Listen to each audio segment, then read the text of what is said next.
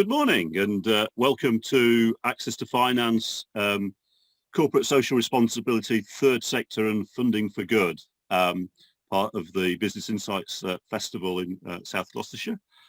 We've got an interesting panel here today to talk about the work of charities over the last year and how the COVID crisis has impacted those and what changes we might see as we emerge from the crisis.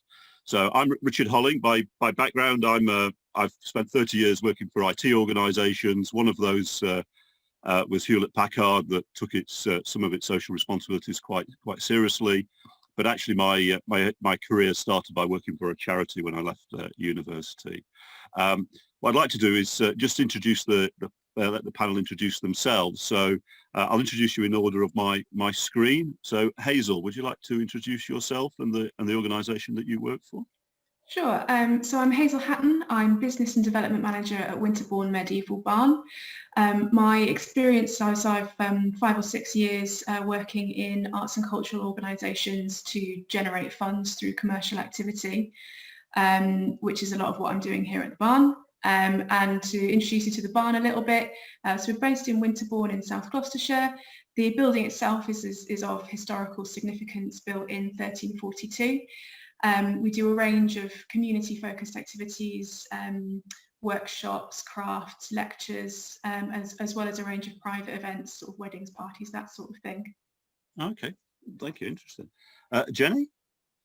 Hi, I'm Jenny. I'm the Sustainable Communities Manager at Southern Brookes Community Partnerships.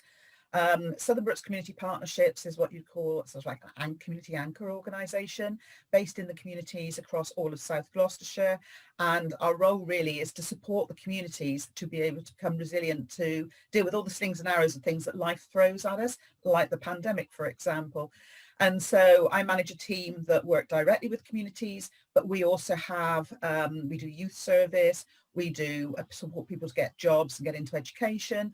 We also have health and well-being support, social prescribers, community cohesion. We do all the sorts of things you'd expect to see in a community to support communities to be resilient. Okay, so very different to the barn, but yeah, I think it's important we got a cross section. And Sue, would you like to introduce yourself?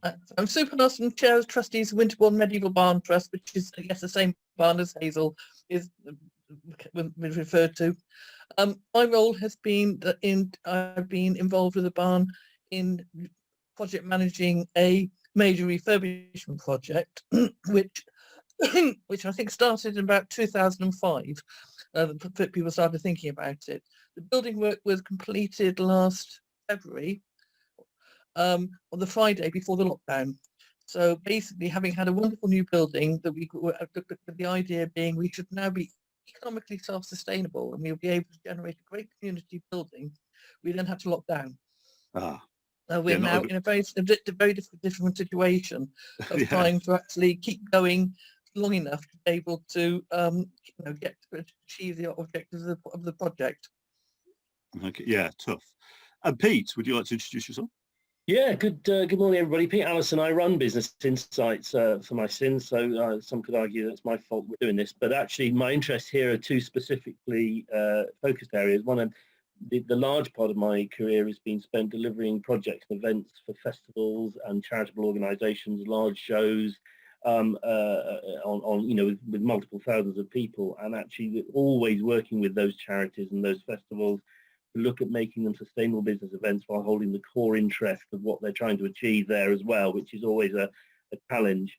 And latterly, as we've been working on Business Insights, one of the areas that we've done a lot of work in is that whole dilemma of third sector and charity operating as a business. They are businesses, they have a P&L account, they have a bottom right hand corner that is either red or black depending on who and what they are. Some charities, it's not reasonable to ask them to turn that bottom right hand corner black, so therefore the money has been found from somewhere. Other charities can run on a more business-like basis and effectively become social enterprises. So I have an interest in this area, and I think this last year it's been devastating for the events industry, it's been devastating for charities, and there's a real interest we see about how this all moves forward over the next year or so. yeah, I guess there's a lot of crossover between festivals and live events and business shows, that sort of thing, and a lot of the fundraising activities charities do. I mean, A lot of them are registered charities, of course. Many festivals and events that you see are actually registered charities for that very reason. Yeah. So in terms of, I mean, Sue has touched on some of the challenges that were obviously faced by the barn. I mean, I suppose a grand opening was planned and suddenly, you know, couldn't take part. So in terms of, let's, I think, Jenny, I'm going to go to you first, and can you just talk about what the impact of COVID's had on the funding for the Southbrooks, and then I guess we'll talk about the funding first, and then we'll perhaps talk about the impact of COVID on in terms of the demand, but in terms of your funding, what's happened. Sorry, you're on mute, Jen. There we go. Trying to be so good and keep myself on mute when I'm not talking. Forget to take myself off again. So I'm going to start by saying some of the positive things that came as a result of working with funders and COVID. Because when you apply for grants or you bid for contracts and you have the work that you're going to do, you have that plan and you deliver that work. And then came COVID and that changed everything. And so what was, first of all, more of like a transactional relationship. A contract would come available, we'd write the bid, we'd put the bid in, we'd maybe have an interview, we'd get it or we'd not get it, we'd apply for a grant, we'd send the grant in, we'd get it or we'd not get it. It was very transactional. And one of the things that COVID did make us all do is to talk with each other much more. So instead of just sending emails, we were having to have conversations. So we were talking with funders, we were meeting up with them, we were talking with the people from the council that were running the contracts, and collectively coming to decisions about how we were going to manage moving forward, because COVID stopped us doing a lot of the things that we do. So we had to look at different ways of doing things. So we phoned them up and said, we can't do this, but we could do that, that and that. What do you think?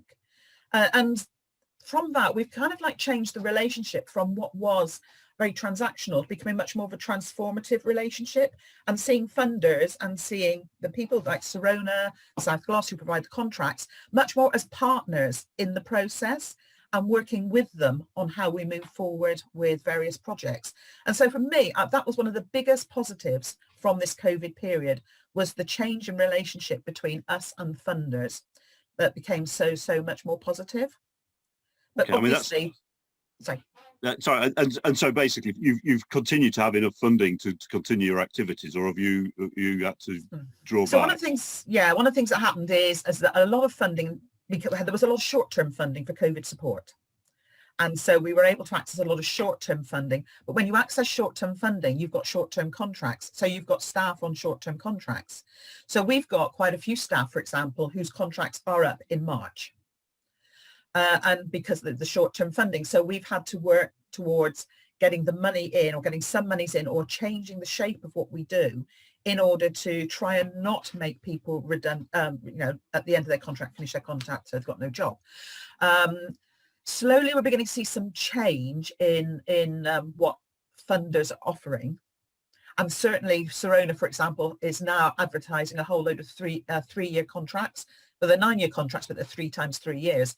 So we're beginning to see people now looking a little bit more long-term than they were before. And also there's been a change in terms of like corporate and individual support as well. At the beginning of COVID, there was so much individual and corporate support coming.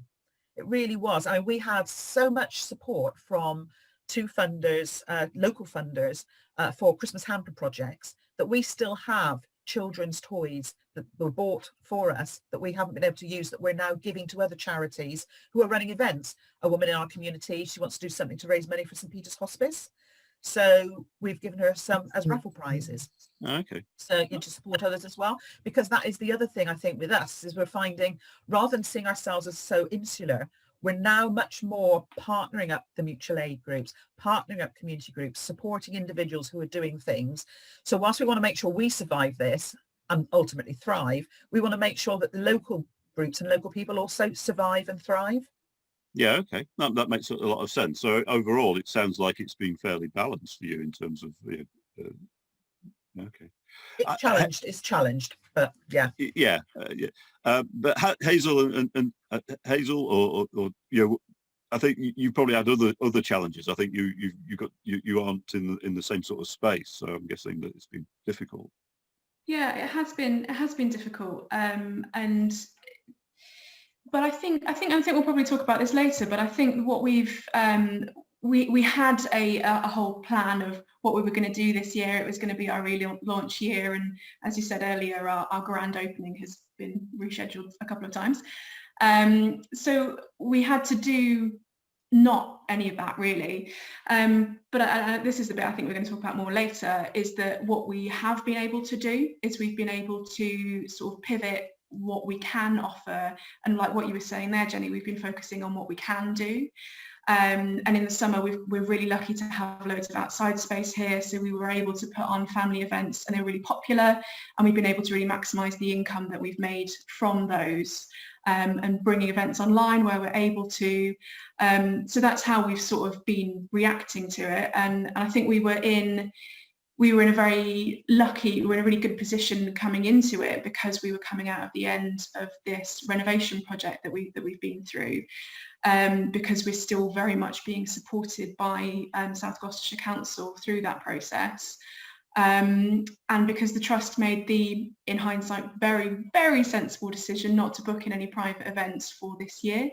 So we've not had the weddings and big party events. We've not had to lose them from the budget this year, because we hadn't really planned to do that many of them.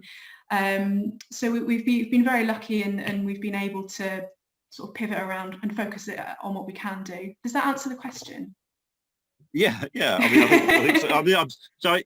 At the end of the day, I mean, my questions are to provoke discussion, and I think that's the. I think that's the thing, and let's not get too hung up about the question. It's actually quite. My parents are actually involved in probably a smaller barn, but one in a place called Dromfield up in northeast Derbyshire, which also received lottery funding, and that's been run by ladies of the WI, and that they basically made their money to keep the barn afloat, which again, I think probably a smaller barn, but was sort of a community resource, and they set up a coffee bar in it and a cafe. And ran events, and obviously they've had tremendous problems, because they haven't really been able to operate as a cafe, and I don't think they were operating as a takeaway. But they pivoted by actually started to do virtual events. So they had a Burns night, I think it was, and they basically had everybody at home, but then provided the speeches and the piper and that sort of thing. Anyway, just if I can add on to what Hayes was saying, I mean, the other advantage we had, well, there's a disadvantage. All our funding, all our sort of donation type funding virtually dried up, because Jenny, all the grants that were coming out were for people who were helping COVID victims, and supporting a 600-year-old barn doesn't come under the heading of helping COVID victims. So a lot of the funds which we'd have looked would have disappeared. Luckily, we actually have some workshop units on site which we were able to rent out at the beginning of July. Oh, okay. So they gave us some rent. And as Hazel said, we've had support from we'd always had agreed support from South Gloucestershire Council. And we've also had support because we're treated as a business in the hospitality side of it. So there's some of the government grants we've been getting. So with a combination of really cutting down on costs, like going around and turning all the thermostats down to about 10, and turning off all the heating, we sort of managed to get through the year. But it's been very much on that basis. Yeah. Yes. I mean, I think I guess just you can understand that over the last year, the focus has been on people and providing services to people and helping people cope. I mean, I think everybody really understands the mental health aspects of what's been going on, and then obviously people losing their jobs, just even and then the isolation and people not being the schools closing has all had a big impact. I guess one of my personal worries is that as we come out of this, people will suddenly realise that other organisations that aren't the people charities, but more the cultural charities or the community resources that are you're part of the fabric of society, if you want, you know, may or may not come out of this, and then suddenly we'll all be like, oh, what happened to that? You know, and suddenly you'll realise the value of those things because they underpin some of the other activities. I mean, it's no good Jenny's South Books supporting a community community project for deprived, I don't know, deprived kids or whatever, if they've got no facility to actually be able to organise their meetings in. I mean, that's you know, these things are all intertwined, and we just don't necessarily understand those. That's intertwined. So Pete, why we do spend such a lot of time in the community with the groups, because it's trying to guess the future and what people are going to need. So an example that really links to what you've just said is the food groups that have sprung up. There are a lot of food groups in South Gloss, and some really large ones and some really small ones. But there's a desire to set up what they call low-cost food options. So we've got a lot of free food and we've got supermarkets, but it's the bit in between where you pay a bit. So an example would be Family Action is a charity who run food, low-cost food options. You pay £1 a year to join. You pay £3 a week for £10 to £15 worth of food. And so we've got community groups that want to move into that kind of thing. So people are paying some money towards their food, but they're going to need fridges. They're going to need premises. They're going to need public liability insurance. You know, they're going to need a DBS check, all those sorts of things. So that's part of the conversation that we're having with CVS and South Gloss and others around how do we make those things happen that we can see coming in the future. Oh, interesting. So, yeah, so I mean, it's really interesting to hear that, because as just listening to all of you, it's very easy to see. It would be very easy to see this conversation diverse off onto mainstream business, and that's not what we're here for.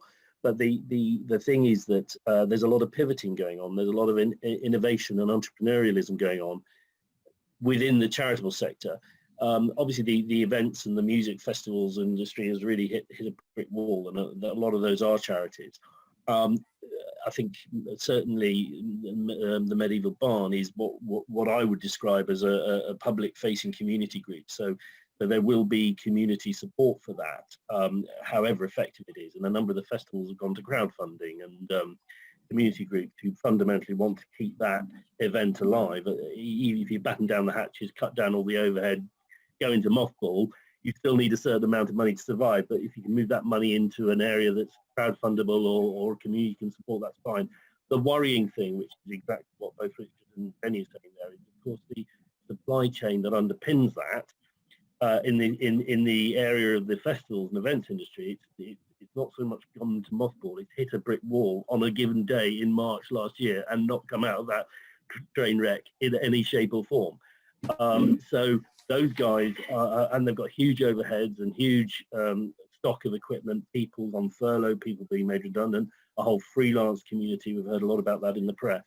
So those situations have survived as best they can. The front end charity sector there, you know, the actual events, the festivals, the cultural side of it has, on the whole, I would have said, held on by by skin of teeth and by various very entrepreneurial ways. What happens next when the things open up, when we start putting it back together again, I think is going to be interesting. There's going to be a lot of innovation. There's going to be a lot of change, a lot of different things going on. Hopefully, a lot of new opportunities cropping up. But that supply chain, yeah, I think it's a concern.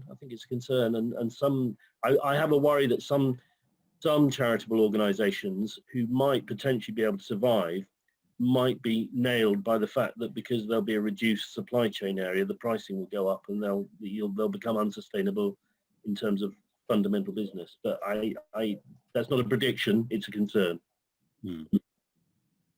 I think it's a concern I share, and I think what will be interesting is I know quite a lot of people who work in that sort of events and festivals kind of area, and I know a lot of those people have changed industry, got new jobs, maybe are enjoying not working evenings and weekends anymore. When we do get back to it, how much of the experience and knowledge will we have lost from having lost those people to other industries? or will everyone realise that they really miss it and come back? I don't know. I think that will be an interesting thing to see. I think culture in general is it's a whole other area we've been exploring over these 2 days, how important the arts and culture are to mainstream business. Mainstream business on the whole wouldn't automatically acknowledge that, but you don't have to look far into design and innovation to realize you need creative thinking. And a few years ago, I was in an event when someone stood up in the audience and asked the person on stage, "Can you teach creative thinking?"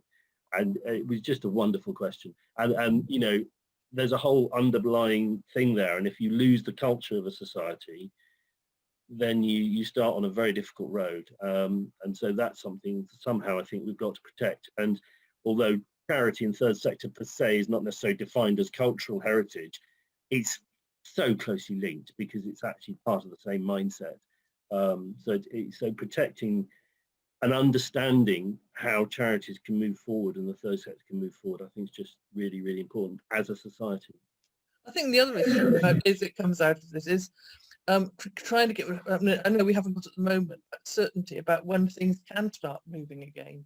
I mean, if you take things like the cultural thing, one of the events we've always held in the barn is having the festival players come along and do an annual Shakespeare. I don't mean anybody knows the festival players, but basically they tour the country and they actually go to places like Bulgaria as well occasionally. But they tour one play through the summer and they do outdoor events and there's one night everywhere. But they're not working all year. And they sort of, about March, I think normally, they will start working out their play and recruiting staff and rehearsing. But they don't know when they're going to be able to start playing again yet. So when do they start? When do they start taking bookings? Yeah, and as Hazel said, those people that would have done that because they'd have spent the winter working in pubs or whatever it is to keep themselves going. They haven't been able to have that casual work, and people have then used up all their savings. And then can they actually? People need to recoup that money. I mean, so has there been an impact in terms of? I mean, what's people's view in terms of volunteers and stuff like that? I mean, at the beginning of the pandemic, I got the impression that everybody who was on furlough, well, not everybody, but a lot of people that were furloughed were looking to become NHS volunteers and the like.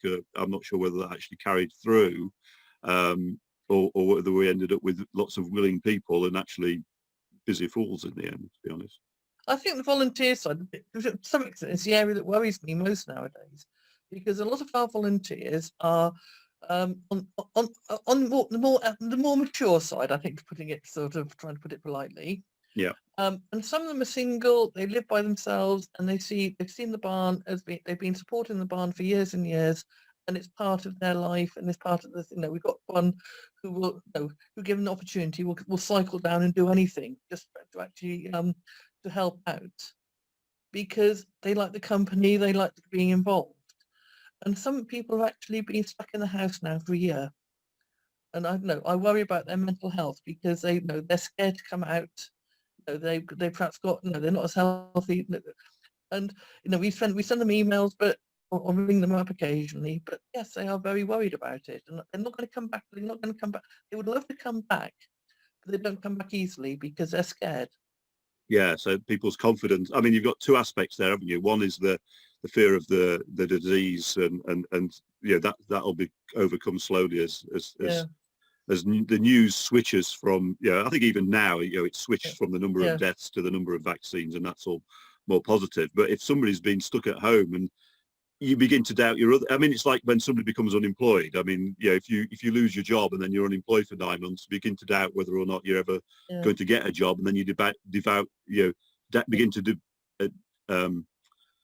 doubt your own abilities and your own self-worth. And I guess somebody who spent a year at home and not being involved with things, you then begin to think, well, should I really be doing this? Am I really, am I the same person that I was at the beginning of this? And you lose people that way as well, which would be that would be a great shame, for lots of reasons, because we all know that social interaction is such important for health and long life. Let's face it, the more active you are in your older years, the more likely you are to live longer. I mean, it's Yeah. Jenny, how about you? I mean, have you had people knocking on your door offering to help? Or I don't mean necessarily that door behind you, but Zoom, calling you and dropping you emails offering support. Yeah, I mean, like you say, at the beginning of the first, when the pandemic first started, lots of people signed up on the NHS app. So many signed up. There were more volunteers than there were roles for them. Yeah. So we also, I mean, everything we do in Southern Brooks has volunteers attached to it. So we also were recruiting volunteers, but I was very clear that I wasn't going to recruit more volunteers than we had roles for. Okay. So we recruited volunteers. We had this massive long rota list of who could do what, where, when, what days suited them, hours, travel, all the rest of it. And yes, we used them a lot. We were also running the council's communities. We still are running the council's community support helpline. So for the community that need any support that's not linked to doctor support, that kind of thing, so anything it's community support. So we had volunteers that were taking food parcels from the council to people. So we were delivering the council's emergency food parcels. We were using volunteers. We had volunteers going to do shopping for people, collect prescriptions for people, walk dogs. We were passing volunteers on to local mutual aid groups because they were made, that's what they were. They were all volunteers, the mutual aid groups. So we were passing people on to them if they only wanted to work hyper-locally. We still are working with volunteers now. We have a pool of volunteers that will still run errands for us, food parcels and so on. And also we have a team of people that are doing befriending calls, because the loneliness and the isolation that Sue was talking about just now is very, very real. So we have a pool of volunteers that do befriending calls, and through the social prescribers, we've got a team of people who do check and chat calls. So they'll ring and say, just checking the doctor delivered your prescription. Is everything okay? That kind of thing as well. So volunteers are really important for us. We run 3 volunteer centres as well. So that's where we broker volunteering for charitable organisations, not-for-profit organisations.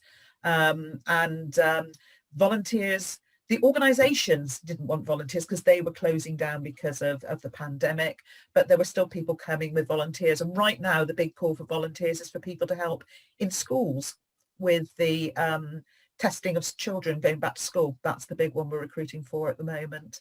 Yeah. So yes, a lot of volunteering, a lot of use. And as volunteers went back to work, actually the need in the neighbourhood died down as well. So we didn't have any problems so much with that. Okay, Peter, Yeah, so volunteering, I mean, obviously, from my own personal experience, where you deal with events, festivals, if your event and your festival isn't happening, then, managing volunteers, with one 20,000 head festival, we used to have 1,500 volunteers over a couple of days, and that's quite an exercise. But if you're not doing the festival, you don't know you the volunteer. That's a volunteer community of people who tend to go and get involved with that sort of event. There is a concern, I think, that those people, you realize a certain amount of momentum. There's a certain amount of very personal ownership when you go and do an event like that, and you do it every year, and it's your baby, and you do this and all that thing. And if you get out of that sync, there is a danger you're not going to get back into it. So I think there is again, not a core worry, but a concern that actually, are we going to have lost some of those people and that momentum? And also it happens that as people come through at the bottom end, the youngster, the teenager who desperately wants to get involved and hasn't been old enough to get involved, and suddenly they are, and so they can take a role on it. And if you have years where the events aren't happening, then that culture doesn't come through at the bottom end. But I don't think that will take too much time to recover. I think it's interesting to see the volunteer momentum that does come with people on furlough, and has been. It's interesting to hear Jenny say that it's balanced itself against supply and demand need, and that's good. I mean, volunteers are great, but you just have to remember they also need managing. So for in any given organization, there's going to be a ratio. I put 10 volunteers on the books, and I bring on to the books a certain management requirement, and of course that management requirement probably needs paying for, and so you suddenly create a financial need, and each one of those volunteers will create a financial agenda as well.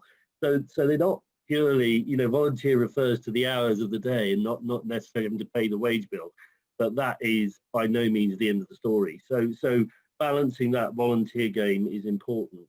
I think from our perspective, in terms of, again, what we're doing over these 2 days and getting an understanding going of what's going on in the business community, which is what we're really doing, I think it's very interesting to see how the people on furlough in the business communities see that volunteering. I think quite apart from the need the charities have, I think we're all familiar with the pajama day and the not getting out of bed and the motivational sink that creates of not having a job to go to, not having your routine disrupted.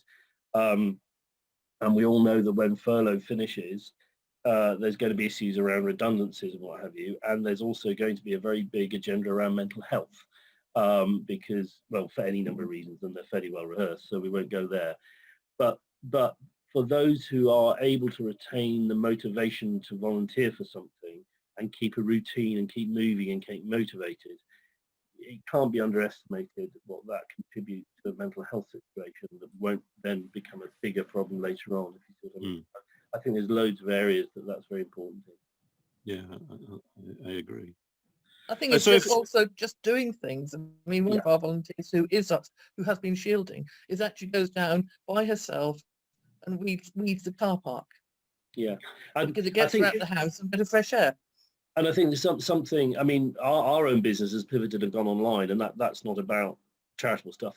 That's about how we've operated. But one thought that has struck me through that is, we hear a lot of people who say, look, I'm going to get bored, I'm at home or furlough.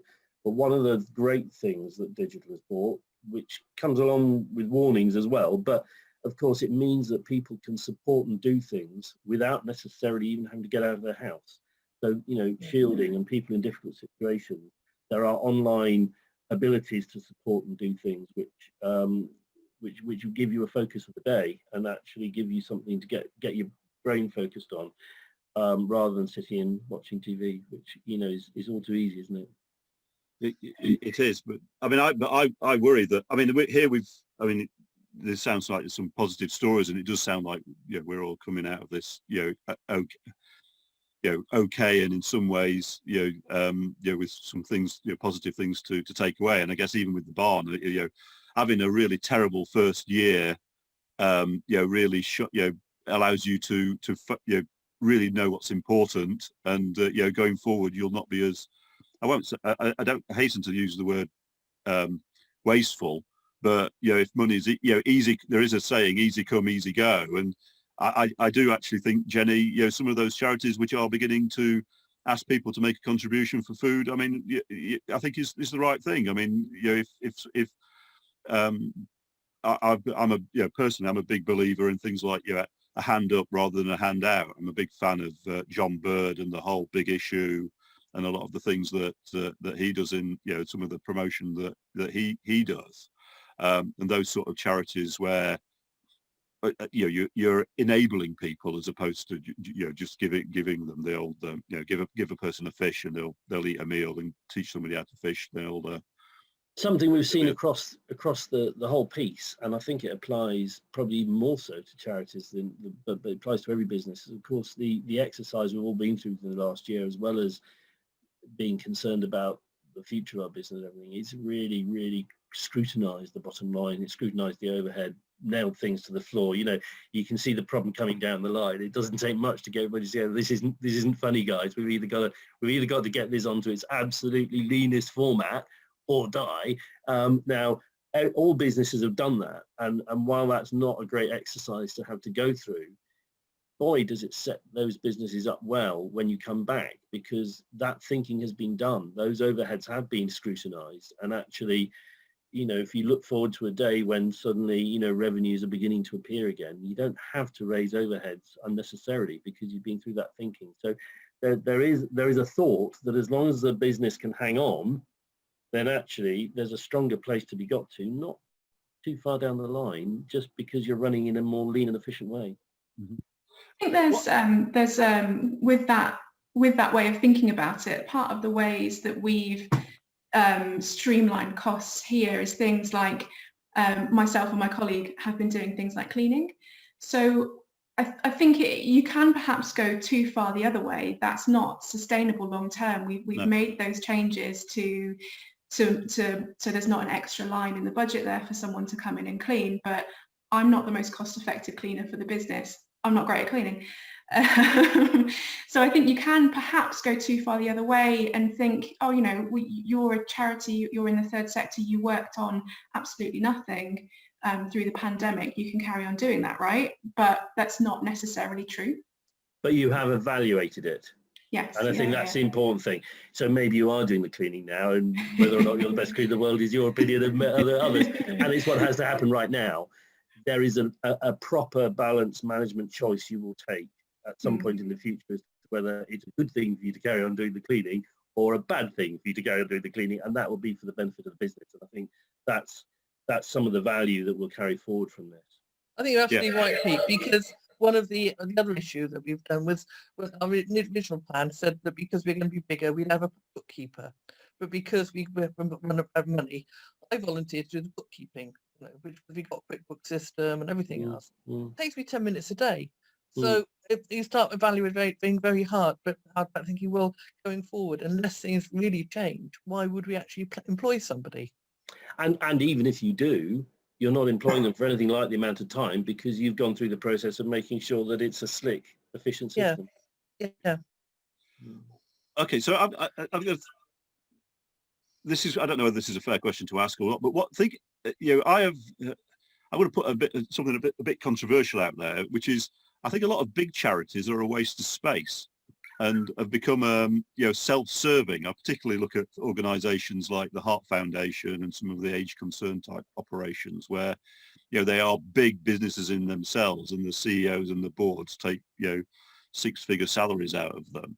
And I haven't actually done the analysis myself, but anecdotally you sort of get the feeling that for every pound raised they spend 45p on getting the pound. And then doctors doing cancer research could probably do it on half the money if they and half the salary if the money wasn't so freely available. Now the charities here that you represent clearly are not that sort of organisation, but it's going to be interesting to see as we come out of this the effect those organisations have had as people have tightened their budgets. Does anybody else have a view on that, or is that just something that nobody wants to speak about?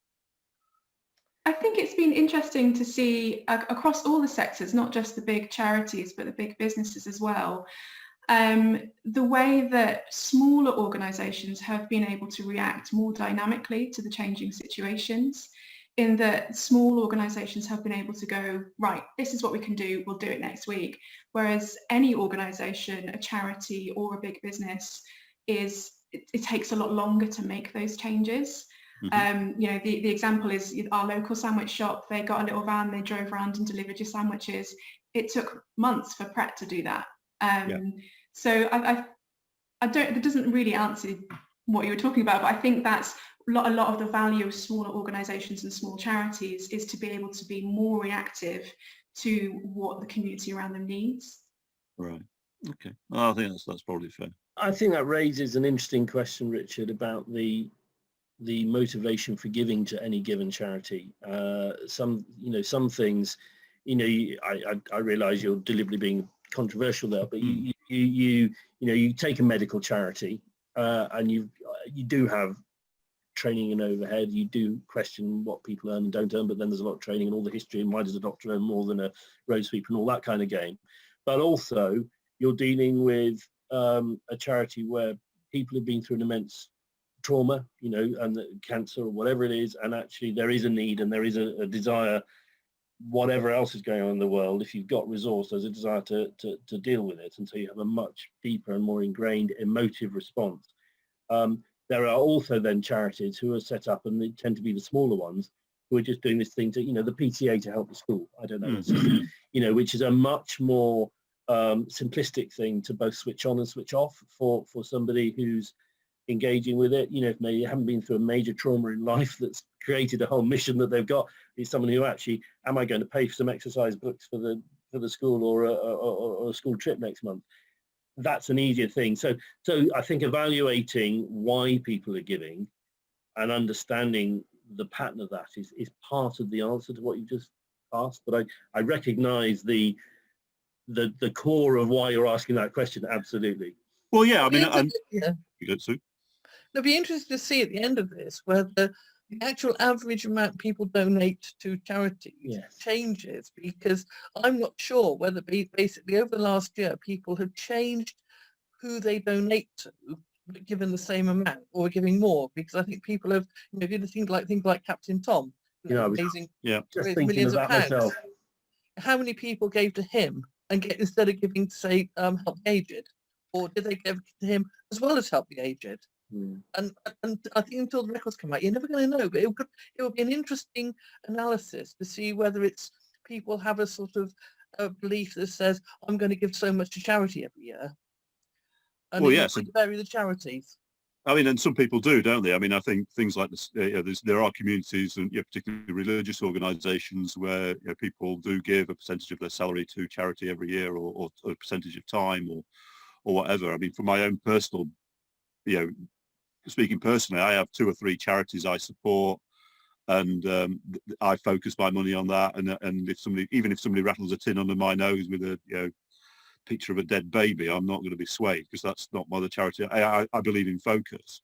And but then also I think, for my mind, I mean, going back to what Pete said, I mean, I've had relatives who've died of cancer and have been supported by charities, but I'd much rather give to a local hospice based charity rather than one of the bigger ones, because then it's part of the community.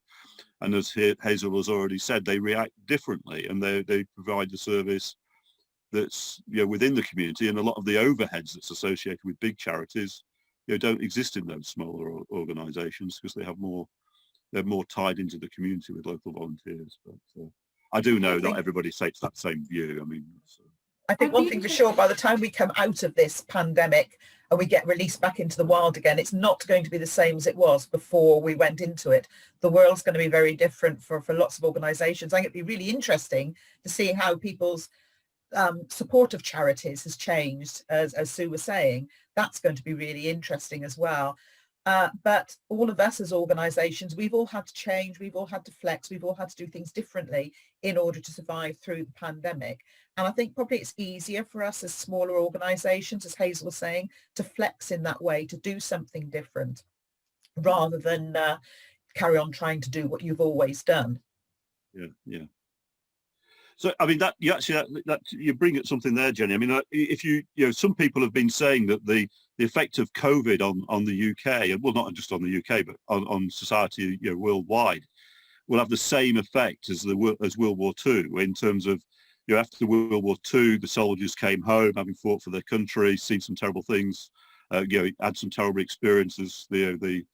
The UK civilian population went through a lot of trauma, a lot of mental illness, all those sort of things that we're experiencing now. Blackouts, lockdowns, it was very similar in many ways. And more I suppose at the moment, there are things that we can do to protect ourselves, but in wartime, there is that you can't protect yourself against a bomb dropping on the top of your house. It's just there's nothing you can do other than being in a shelter, and you can't do that every night. So, do you think that you think we'll have a wave of so that the end of the World War II brought in the National Health Service, the socialist government, which brought in a lot of welfare reforms. Do you see that happening again? I hope, personally, I hope it makes people realise that people like Southern Brooks, how much value they add to the local community. I mean, I'm sure a lot of local people do, but I've been involved through CVS, and I know how much of the social support that comes from South Gloucestershire does go through people like Southern Brooks. But I'm not sure how the wider community appreciate it, but I hope they will going forward. I've found that groups that have got together, so there's a reasonably new charity set up, a foundation set up locally to us, Franklin Button. They are focused on looking at community activities, community groups that do things. So they've given us money, they've given us things, but they also support all the smaller groups as well that are doing stuff. And we've got a local football team for young people that get very involved with us. And one of their colleagues is currently walking on a treadmill to raise money for us, and has raised over £2,000 so far. So we do get support locally where people see we do things. And I think there has been a bit of a groundswell in the communities of wanting to do something to help. And for some, it is doing, similar to Captain Tom, it's doing an event to raise money for whatever group or charity they feel is important to them or important to the community. And lots of food groups, lots and lots of supermarkets are donating what we call ambient goods, so tins rather than fresh fruit and stuff like that. And it's outside people's doors, and you see on the Facebook pages all the time, come and get this food outside this address. So I think there's just an increase in local people wanting to do things that they can do, whether it is raising money or whether it's doing stuff in kind in order to help communities. And I think that's likely to stay. I would love to think we were going back to some, an improved National Health Service, etc., etc. But I was going to ask whether you see that staying and sustaining, or what. I mean, it's interesting on how society is. Richard used the example of the Second World War. Well, of course, they're great examples to pick up and look at, but we have to remember the society we live in is fundamentally different and has got different values and different ways of operating as well. So you transpose that over, and I guess the interesting thing that I then go to from there is, if we can see that has happened, and we can see that's a place we are now, and it goes without saying that we'd love for that to continue, even grow, but these things don't happen on the whole. We're just very lucky if they happen to naturally happen in that way. So what is it that society needs to do, or what is it that South Wales Council needs to do, or whoever, to encourage and support people to be conscious of that, to sustain it and potentially grow it? So the council have paid for us to have a mutual aid group worker. So she works with all the groups and the individuals and the small groups, community groups that have sprung up, that are doing things. The council have supported us, CBS have supported us to provide training so that people doing food, for instance, can do their level 2 food hygiene course. So we also provide things like safeguarding training, data collection training, data protection training for mutual aid groups, and the things that they need in order to be sustainable moving forward. Now, some of the mutual aid groups that set up just to do shopping and prescription collection, they've kind of stopped now. They're not doing that. They may be closed for the moment because they're not seeing that need coming in. The big needs coming in and the big needs that will be coming in, we've mentioned before. So food is a massive, massive need, and mental health and the impact on welfare and benefits for people losing their job because of furlough. Those are going to be like sort of the big things coming forward.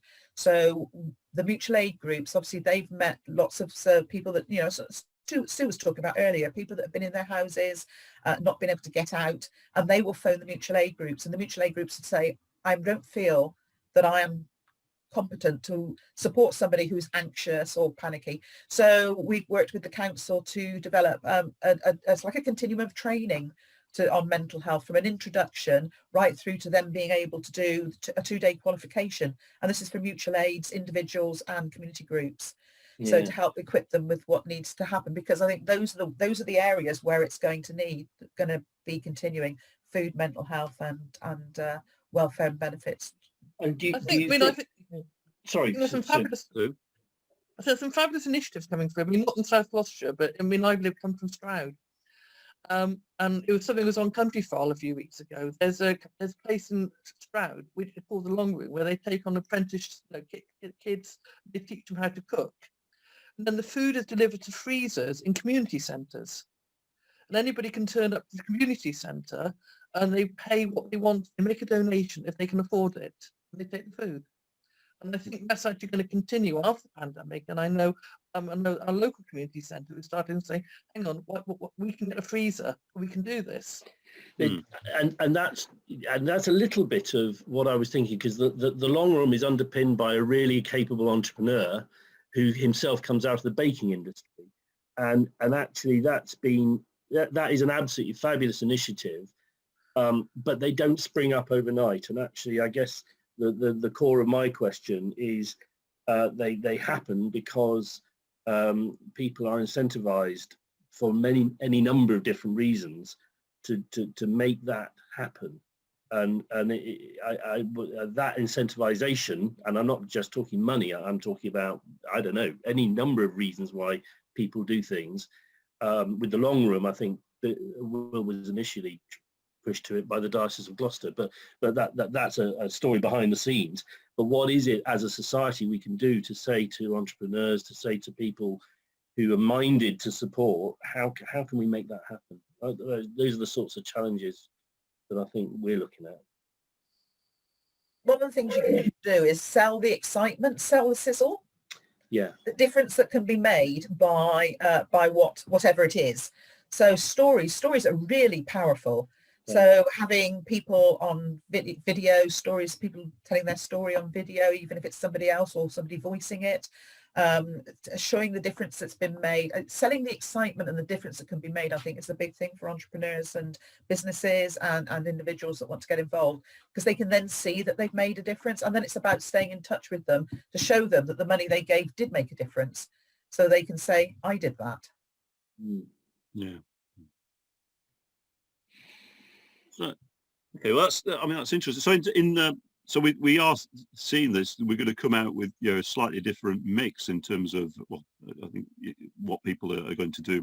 We've seen changes in the way people are managing their costs and the way that people are doing the fundraising and then it's clear that some of the services that charities and the third sector are offering will change as well. In terms of going forward with the barn, in what do you think the use is going to be in the first 6 months, 12 months as we come out? The sort of encouragingly, which isn't really a word, what we saw over the summer was that there was a huge appetite for people to come back and start doing things. The family events, as I said, that we ran over the summer, we could have done more of them. People were so keen to come out and do stuff.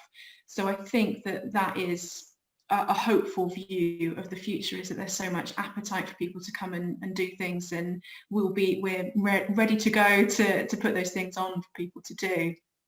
Yeah, I think there's certainly talking to people in the networking groups that I regularly talk to, there does seem to be a pent-up demand to just sort of have a massive summer party. I mean, it's always a shame that we had the VJ Day and VE Day, or was it VE Day celebrations last year. I mean, we could almost do with something similar. We need a wedding, basically. I think we need a royal wedding. They must have a sprog in that family somewhere that needs marrying off. We'll have to have a word with the firm, see if they can set something up for the end of July. That would be that would be nice. We need the wedding to be at the bar. Well, okay, we'll go. Street parties. That's what we need in every community centre. I don't know. Perhaps to me, we almost need, like with the Queen's the different jubilees we've had in her birthday. They go and light the beacons, don't they? We sort of need something. I don't know. I think it's worthy of something like that. God knows when we'd actually do it, when the government would actually be brave enough to declare. Victory. I don't think people would be brave enough to do it. Yeah. Sorry, Sue, carry on. I don't think it's just a big event. I think, as Hazel said, but it's small events, the family events, because of the social distancing, people had to stay on a table which was sort of 3 meters away from the nearest table as a family by themselves, and they still loved it because I was talking to some of the mothers who brought the kids, saying, well, I've been stuck in the house with children and been going out, but I'm not and to actually come and sit in the sun and have somebody give them some materials and say, this is how you make juggling balls and here are the materials to make it. And things like that. They loved it. It was a day out for them. It was the first day out they probably had for months. Well, you look at some of the other creative things that have been happening, and I mean, I think there was a concert. I can't remember where the concert was, whether it was New Zealand or Holland or somewhere, where everybody was in these plastic bubbles, and they all were bouncing around in the mosh pit in these bubbles and things like that. I think, and there was lots of talk of drive-in cinema and drive-in theatre, I think, at one point, but I think that we just aren't set up as a country for that sort of thing. We had a couple locally where I live, a couple of drive-in cinema events, but they've stopped. I don't know how successful they were. But I think with the big party idea, the coming out once we're all released back into the wild, there's going to be quite a few people that, well, will they want to do that? Because we're getting so used to stay in, you've got to have your 2 meters distance, you've got to wear your mask, wash your hands, behave as if you've got the virus, but in our heads we're always thinking it's somebody else that's got the virus. It's going to be quite hard for us to go back out into the wild and do things. I left the house last week and I got in the car and I thought I'd forgotten how to drive. Yeah. And I'd forgotten what air smelled like because I Yeah. was just so used to being in the house. And yeah, I think it's going to be harder for us all to get back into the wild than maybe we think. I No, think that it's going to be a Go on. long enough period with low cases and low deaths before people feel confident. Yeah, I guess it's all a very personal experience. I mean, that's because we are all in, locked away, so we're all got our own view on it, haven't we? I mean, I've got, my parents have been social distancing, but they also, have been going out, well, almost every day for a walk and exercising. I guess everybody's just been reacting differently. Yeah, so. It'll be interesting to see also, because it's also identified what other opportunities there. I mean, one minor one was we've always had a cow service in the barn. I don't know if anybody's ever been to it. No, every year we had a cow service. And last year, obviously, we couldn't have a cow service.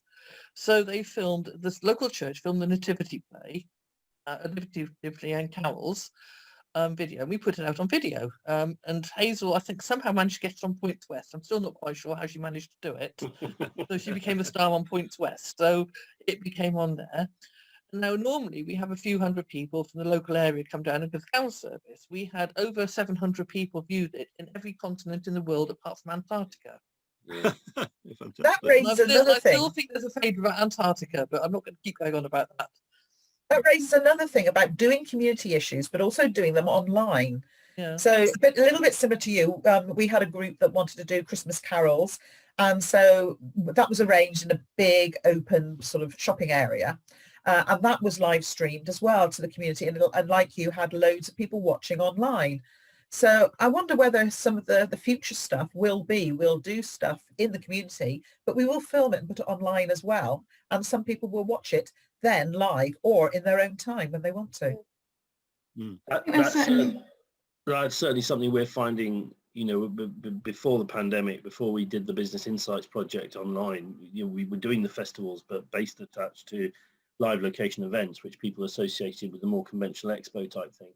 Since we've gone online with business expos, we've suddenly got international partners all over the world, and the focus has come on to the sort of thing we're doing here and the dialogue and the content in a much bigger way than it would have done previously. So there's a real opportunity there if you get the engagement right.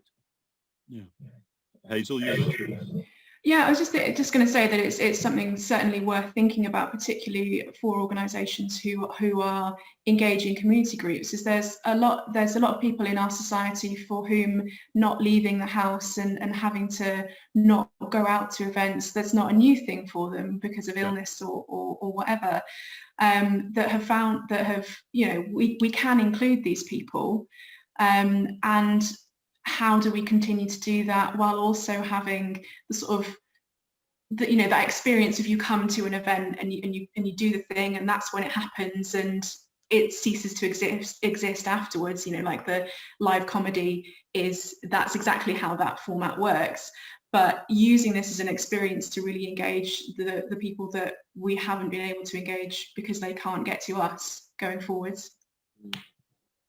Yeah. I don't know how we do that. Yeah, I guess there is that the live broadcast of something. I think I'm in it's not a charity but a networking group, and they're talking about having hybrid meetings where some members of the group will be in a room, and then other people may still dial in. And for that sort of event, I'm actually quite against it. I think you should either do one thing or the other because having worked remotely. Big organization and dialed into meetings in the past, if you're not in, there's sometimes this thing about if you're not in the room you're not heard, but actually broadcasting events like a comedian and recording it is slightly is different, but I think we need to take the best things of the online world. I take you saying, Richard, about basically it doesn't work having hybrids. I'm not a favourite, but I'm involved with another trustee board where two of the trustees have partners who have terminal illness or who have critical illnesses, and they will not risk coming to a meeting. So I'm going to say that nobody's allowed to go to a meeting because two people aren't prepared to risk it. Well, obviously it depends on the situation. I think that you have to take that into consideration, and rather that. So I wouldn't exclude people by saying you won't, but that's very different from saying that's the way it will just run for the average person. I mean, there's the specifics there. Something we've found very interesting about the opportunity of being online, being so easy, is it's very cost efficient to do, and for the audience it's a real acid test of supply and demand, because if you've got a bright idea, and we all understand we have our own passion for our own things, and in the music industry we would call it getting caught up in a bed of your own hype. You really believe in what you're doing, and you'll tell everybody the world's best, and any business will do that because they believe they are, and quite rightly too. But of course, you believing your own hype, it all goes a bit too far.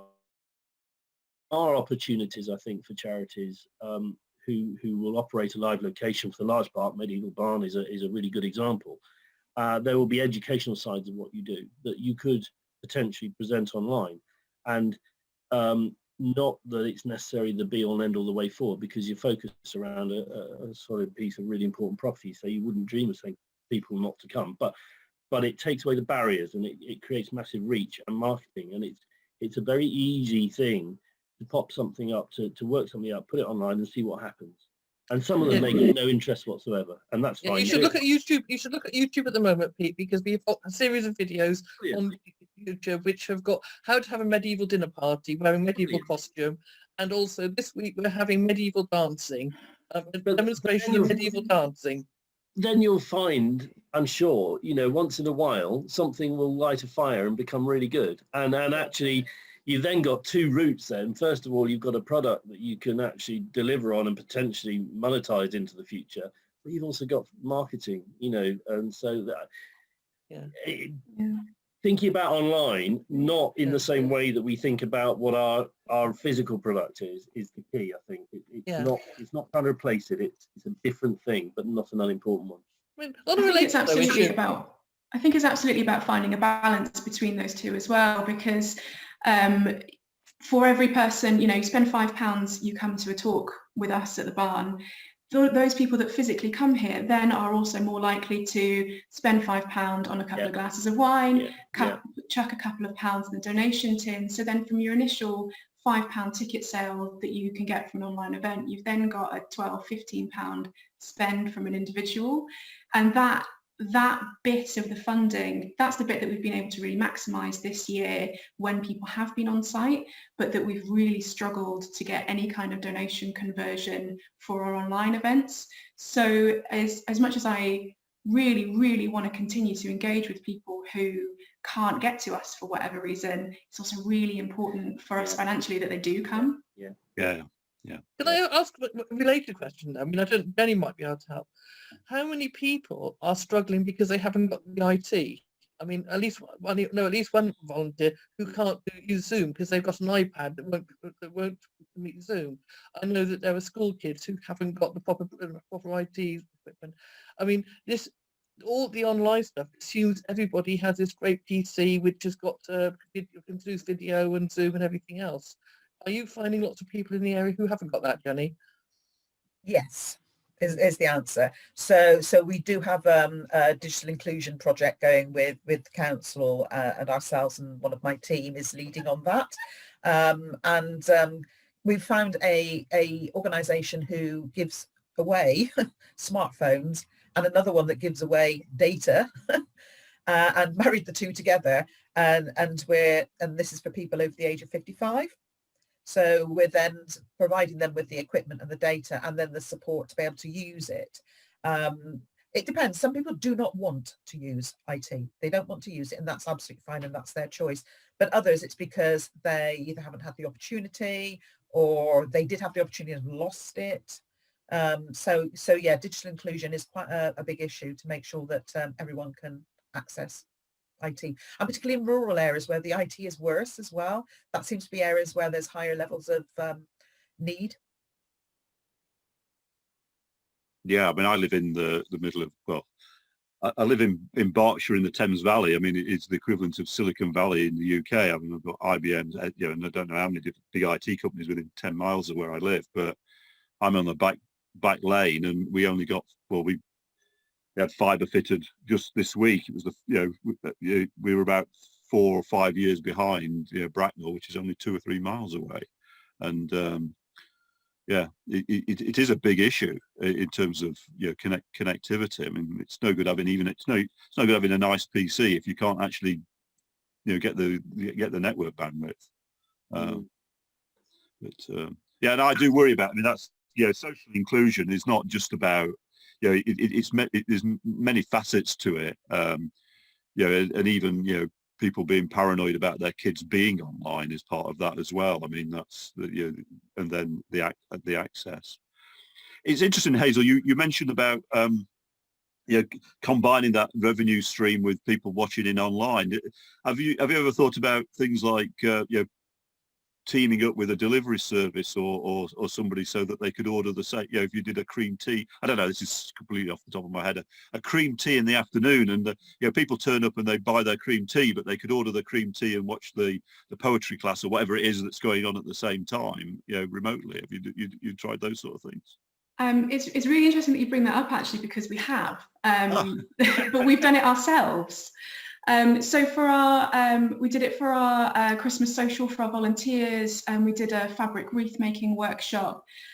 With the workshops, it's a little bit easier because people sign up, and then because a lot of our audience is so local, we were able to pop round and drop off the materials. But usually the ticket price would include a glass of mulled wine, so we've given them a little bottle of mulled wine as well.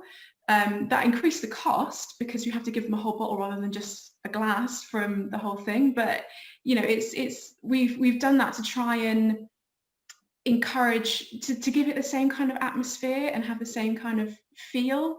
But realistically, people aren't going to want to buy a bottle of wine at a restaurant or event price when you can get it for 20-30% cheaper in the supermarket.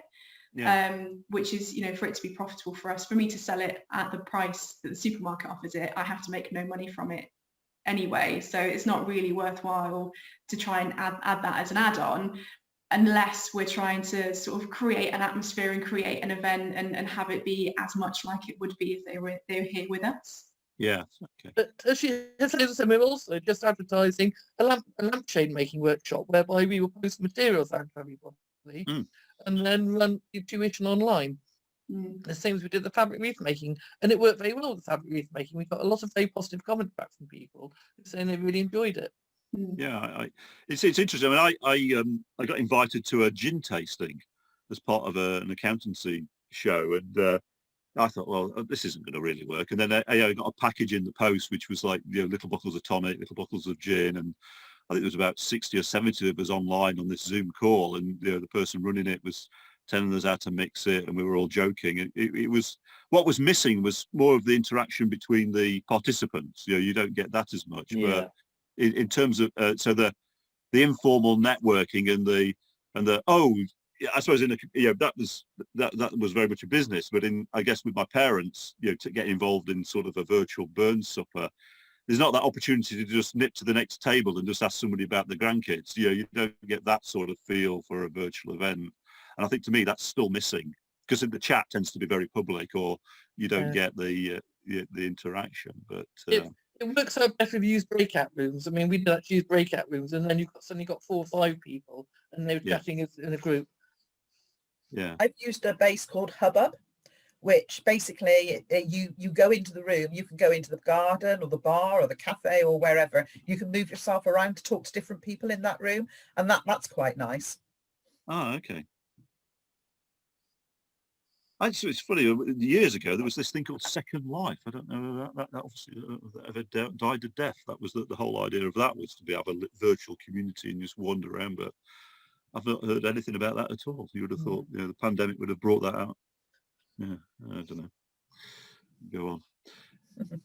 So, okay, we've in terms of the discussion, Pete, I don't know, have we covered most of the things that you thought that we would do in this session? It was interesting. I think that we wanted to see where people felt the charity sector was and where it goes. And I think, I'd just be interested to see, just in maybe, by way of rounding up, just to kind of we work in a 12-month tactical window and a 24-month strategic window when we plan the shows and things.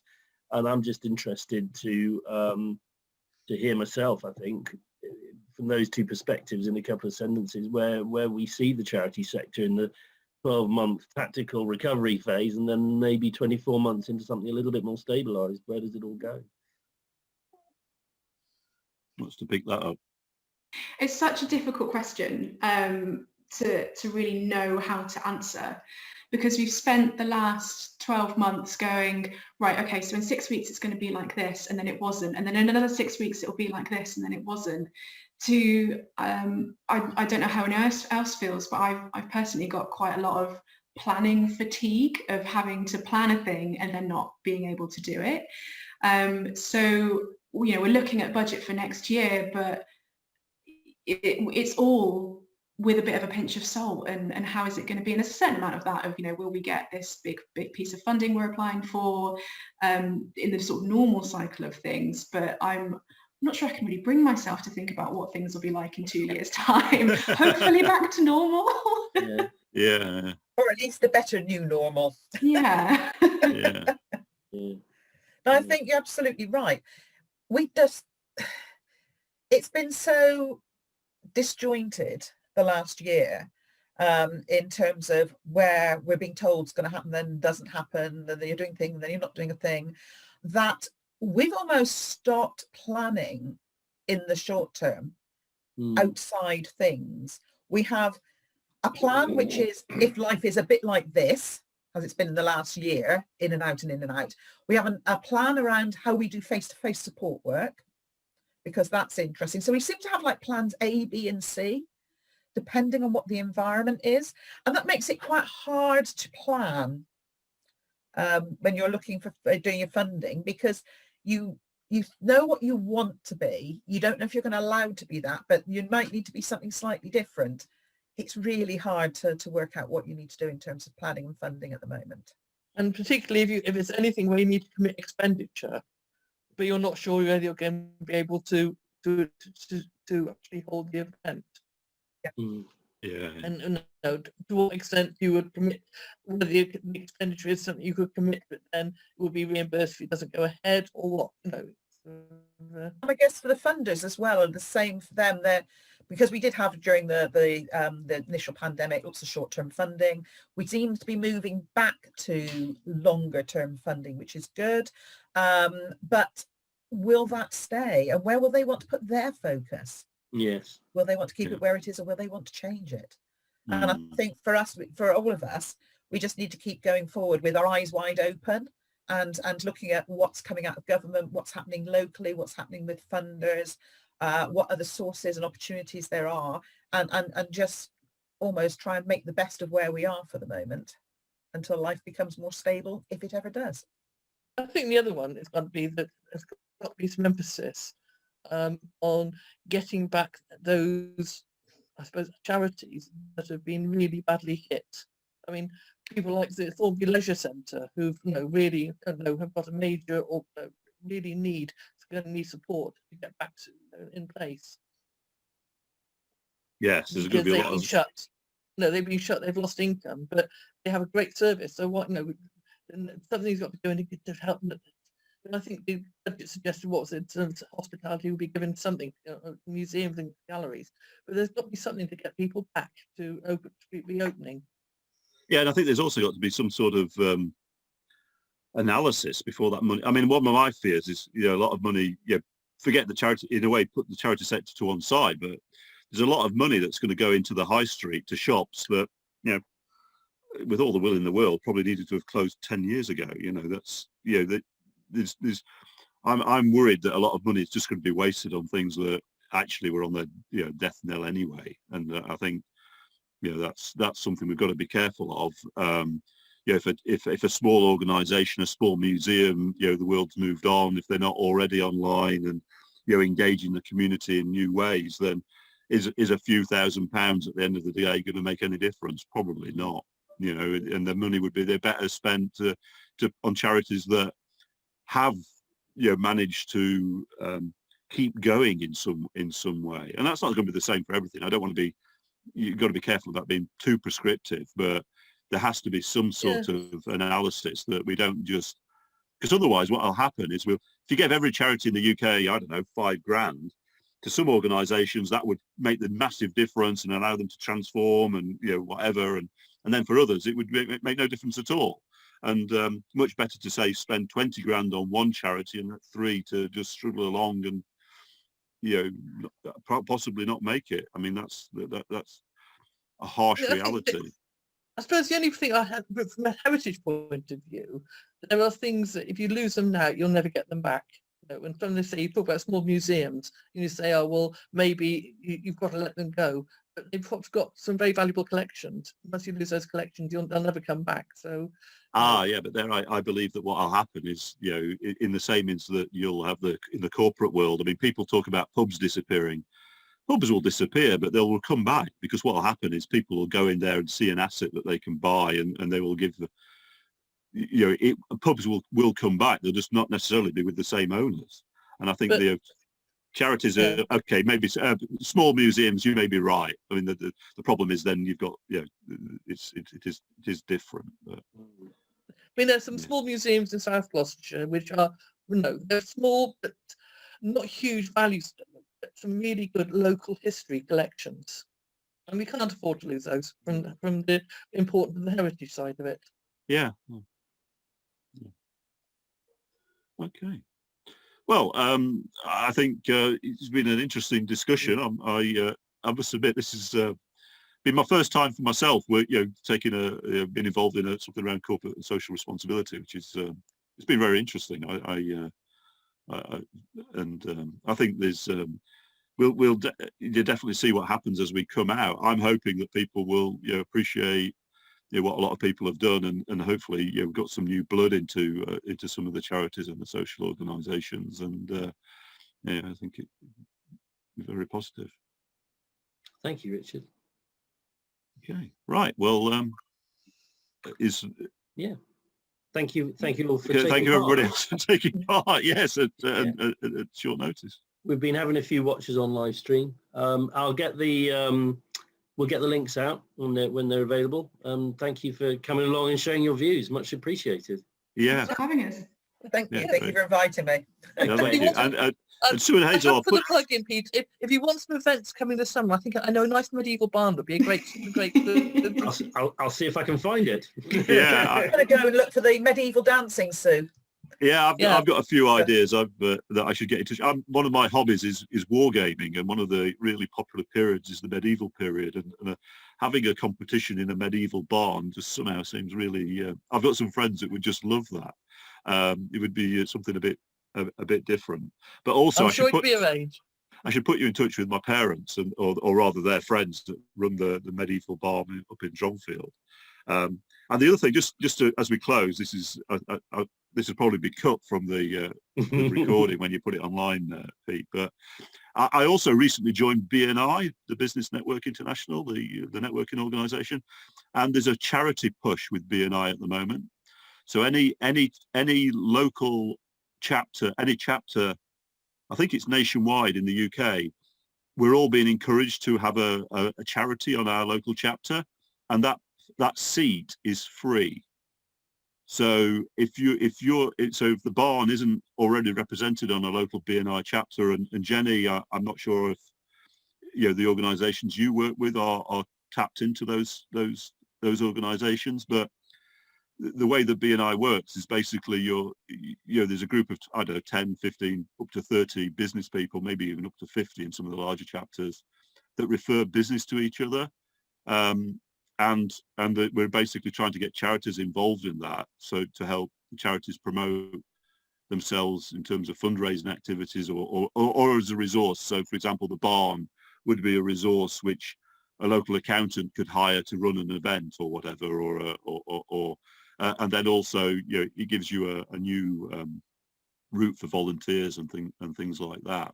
But so anyway, it's really encouraging to hear that they're sort of focusing on that sort of thing, because that's a massive thing that businesses can do to support charities at this time, is to find think about where you're going to have your Christmas party, maybe choose a different venue than the one you normally go to, or just think a little bit more about where you go and who you're supporting when you're doing stuff you want to do anyway, because a room booking for us is going to make a huge difference to our bottom line, whereas it might not if you're going to the venue where you might normally go, sort of your big conference centre or something like that. So it's really encouraging to hear that the BNI are focusing on that and encouraging people to think about charities a bit more.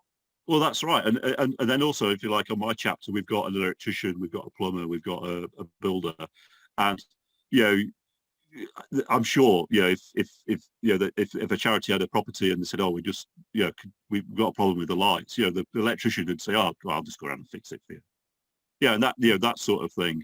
Which so anyway, I'm just mentioning that. I will follow that up. Thank you. You just reach out. I mean, it's BNI is fairly easy to find in terms of the website and the local chapters. And I mean, Reading has got about 20 groups in our within 15 miles of us, but it's only one charity per chapter. So once the seat's gone, it's gone. But it is Bristol's got a good few about the place. Yeah, I'm going to say there'll be loads all over Gloucestershire. They right, have on that note, their charity for a year, or so but what basically happens is I'm not on the committee, so I don't know all the details, but basically there's a drive now, and you might find that the chapter's already got a charity on the in it, so they won't want a second, well, unless it's a large chapter, they won't want a second charity. But the offer is, I think, for the current year. And then what happens at the end of the year, I'm not sure. It could be, I've got a feeling that charities don't pay anyway. But it's sort of well, look, I mean, get in there for a year. If it's a benefit for you, then the membership's only a few £100. I mean, it becomes one of those things where you work out whether or not being a member was worthwhile. And if you manage to raise more money through the organisation than you pay your membership fees, then you keep it going, don't you? Or you make those relationships in the year that help you in the future. Does that answer your question, Jenny? I mean, yeah, I'll just dive in and find out anyway. Yeah, I could say every chapter's different. I mean, I turned down 3 chapters before I joined the one I did because I thought it wasn't the same. You need the chemistry. It's like joining any social group. Yeah. Okay, right. Thank you very much, one and all. Thank you very much, everybody. Cheerio. Yeah, Bye. cheers. Take care. Bye. Bye. Bye.